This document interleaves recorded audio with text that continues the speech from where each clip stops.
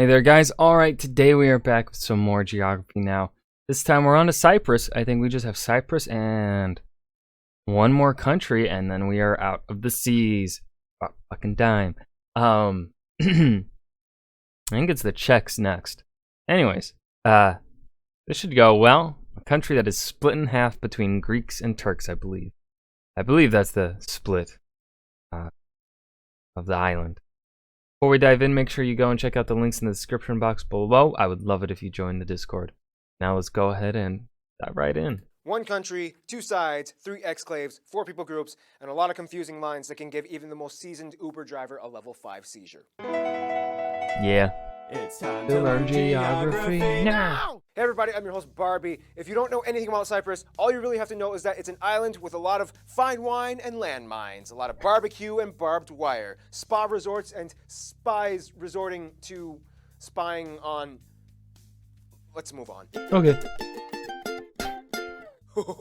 The more complex a country is divided administratively, the more I love doing these episodes. I imagine this is how a doctor feels when they go into surgery, removing tumors and transplanting organs and stuff. Alright, let's take out this exclave, and here's an autonomous republic. Doctor, remember the border blockades and checkpoint stations. Oh, right. We'll need 50 cc's of legislative tension. Stop. Let's jump in. Cyprus, an island nation, is located in the eastern Mediterranean Sea, just off the coast of Turkey and Syria and Lebanon in the Middle East. If you look at a satellite image of Cyprus, you'll see this nice little beigey, semi-arid island with a uniquely pointed tail at the east end. But if you look at a political map, you'll see this. One thing you'll immediately notice about Cyprus is that the entire country is split by a huge demilitarized line known as the UN buffer zone. This line spans 180 kilometers or 112 miles from Paralimni to Katopyrgos. The country is divided into 6 districts, however 2 of these districts overlap the buffer zone, so it's kind of like 8 districts, but not really, but kind of. If you ask a northern Cypriot, they'll tell you that their side contains 5 districts, split like this. Now, why is there a UN buffer zone? Because since the 70s, Cyprus has been divided into 2 separate main entities. The Greek Cypriot area in the south that makes up about 60% of the island, and the Turkish Cypriot side that takes about 36%. The remaining 4% belong to the UK and the UN. The UK operates the 2 overseas territories of Akrotiri and Dikelia on the southern coast of the country. These places are operated by the British military forces, although Greek Cypriots are totally allowed to enter and pass through the domain, just not enter the actual bases without permission. Dikelia is even more confusing, as it's the only part of the country that effectively cuts off the UN buffer zone from itself and holds 3 Cypriot exclaves, pronounced this way. On top of that, you have the Akna Road that acts like a single artery that connects Dikelia to its inland Ios Nikolas station. Now, when it comes to the UN buffer zone, most maps typically don't do a good job explaining exactly how it works. It's more like a quadruple border with 4 lines that are only a few meters wide that run along each other instead of 2. These big areas still have fully operating towns and communities that lie within the parallel buffer parameters, like the town of Atheno or Trouloi, but they do have double checkpoints when going north or south. It's really confusing. It's like a part of Cyprus but surrounded by the UN. Where it does get weird though is the capital city Nicosia, which acts as a capital for both the north and south parts of the country. This is where the most notable division can be found, and it's kind of weird. Walls and gates slice right through the city, which have left certain buildings and streets untouched and abandoned for over 4 decades. The biggest casualty of the division, though, would have to be the old airport, Nicosia International, which is all but abandoned and empty today. If you want to fly to Cyprus today, you will either have to arrive at Larnaca or Paphos Airport in the south part, or Erkan Airport for northern Cyprus. Finally, you have the strange Kokina exclave that operates under the Turkish northern Cypriot area as a military base, cut off by the rest of the entity from another separate UN buffer zone. Now, regardless of all these barriers and walls, you can still cross over the sides. Today, there are 7 checkpoints, and it's not that hard. All you do is you just show your passport to both the Greek and Turkish police and then head through. If you go by car, you will need to purchase new insurance on the side that you're entering, and you'll only be allowed to stay for up to 30 days. So that's about it. Simple, right? All right, let's move on. I totally do not understand any of that. Cyprus is said to be the legendary birthplace of Aphrodite, the goddess of love and beauty. And despite all the barbed wire and abandoned buildings, this country still holds its ground in aesthetics. First of all, the country has a dry, relatively warm Mediterranean climate with rainfall in the winter months. Cyprus is made up of 2 main mountain chains, the rugged Troodos chain in the southwest, which contains the highest point of the country, Mount Olympus. Yeah, they kind of copied Greece on that one. And the smaller Kyrenia mountains that parallel the north coast. The country has only seasonal rivers that flow from the mountain snowmelt after wintertime. Otherwise, most rivers dry up by summertime, leaving empty riverbeds. The government has really tried to combat the irrigation problem by building dams and reservoirs to supplement the crop fields during the drier months. After the split, the north side took most of the grain and citrus and all of the tobacco fields. However, the south took most of the fruit orchards, livestock, and vegetable fields, and nearly all of the grape vineyards. Beautiful beaches line the coast of all sides with shrubs and eroded rock cliffs like the Aia Napa Beach. Trees are taken seriously now as deforestation has hit the country hard in the past half century. Only about 17% of the country is classified as woodland, and logging is heavily monitored. It's actually totally legal to take figs and olives off of your neighbor's tree, but illegal to cut down the tree even if you own it. Speaking of neighborly interaction, let's jump into the most controversial part of this episode. Oh, yep. Controversy. We need a distraction. Here's a Korean guy playing the bagpipes. So as you could kind of Never did.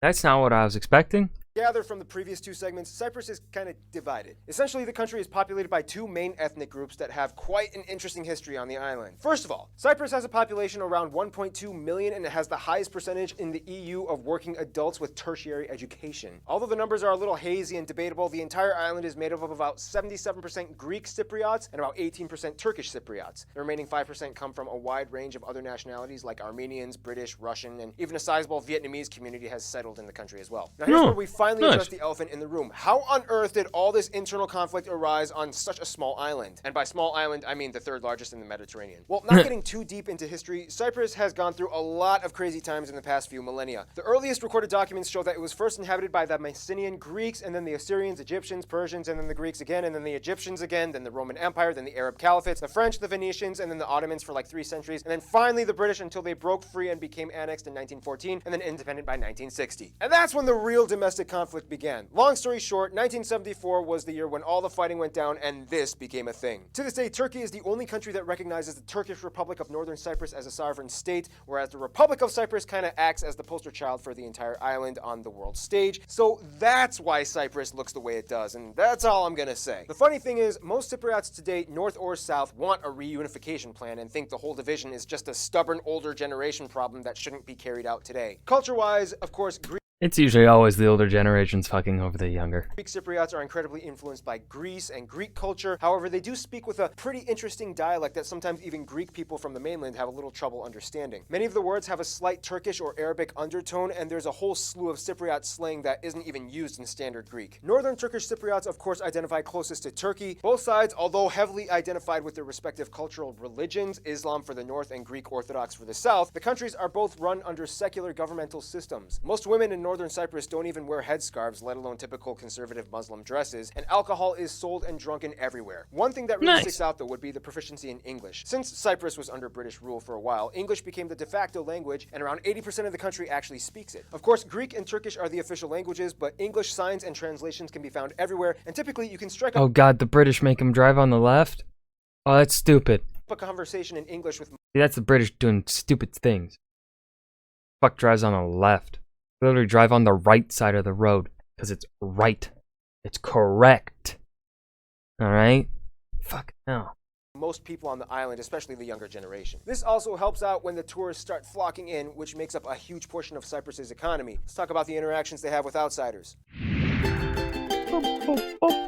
Remember how in the Bosnia and Herzegovina episode we mentioned how the friend of your enemy can sometimes by default end up being your friend as well? Well, that's Not not really. how it works with Cyprus. I forget When a lot asking of who things. their friends are, you kind of have to address which side of Cyprus you're referring to. If you're asking the north, then of course they'll say Turkey and all the friends that come along with the package with Turkey, like Azerbaijan or Pakistan and Afghanistan and so on. If you ask the Greek Cypriot side of Cyprus, you'll probably get a different response. As part of the EU, Cyprus is kind of like the new guy that walked into the party with a few scars that everybody is slightly intrigued by and keeps their eye on as he walks over to the punch bowl. Israel and Armenia have always been close, and many Armenians live in Cyprus, and Armenian is a recognized minority language. Israel shares the same Western value of free market and trade as well as free democracy. When it comes to their best friend, however, hands down, no doubt, the Republic of Cyprus will tell you that Greece is their best friend. Cyprus is the only other fully sovereign state in which Greek is the official language and heritage of the residents. Cypriots and Greeks absolutely love each other and will always have each other's backs. In conclusion, the island nation of Cyprus is a beautiful, well-educated, economically stable,